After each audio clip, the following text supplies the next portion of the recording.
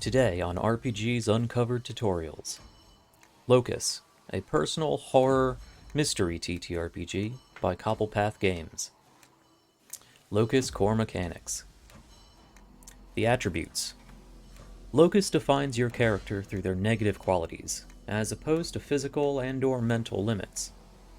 A higher score in an attribute represents a more dramatic weakness in that character, and is harder to overcome, because you have to roll over that value on your d6.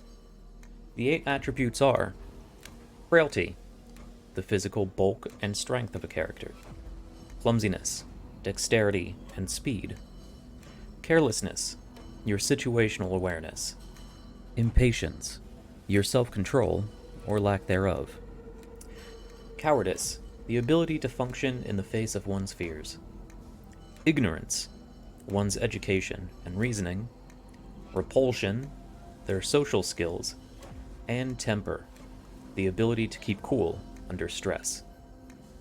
The dice pool and resolution.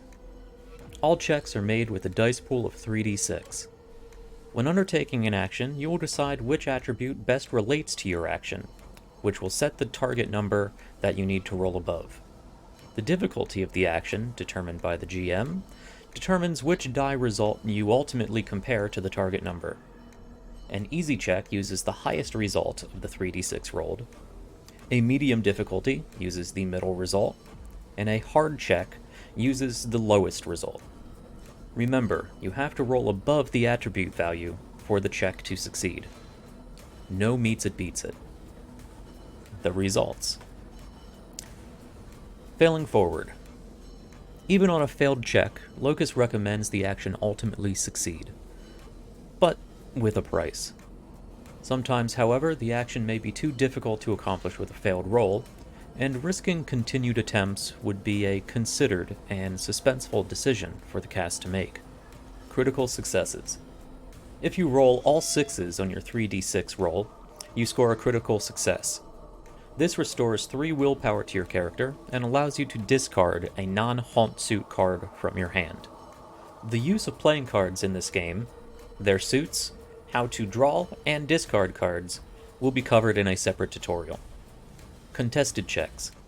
If your action is contested by another entity, both players roll 3d6.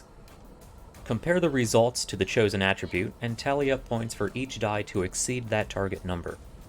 The character with the higher tally wins the contested check. Ties generally go to the defender, though the GM may use discretion. Untrained checks. If you are attempting a task that would require specific training in order to undertake, but for which you don't possess that training, you'll need to make a hard ignorance check first, before rolling the outcome check to determine if you can even figure out how to theoretically accomplish your goal. If you succeed on that check, you can then make a hard outcome check to see if you succeed in actually accomplishing the action. Stress and failure.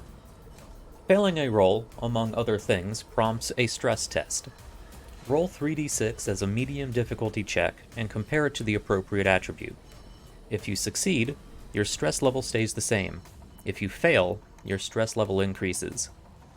More on stress in a later video. Thank you for watching another RPG's Uncovered tutorial. If you are still learning the game, please check out the other tutorials in this season.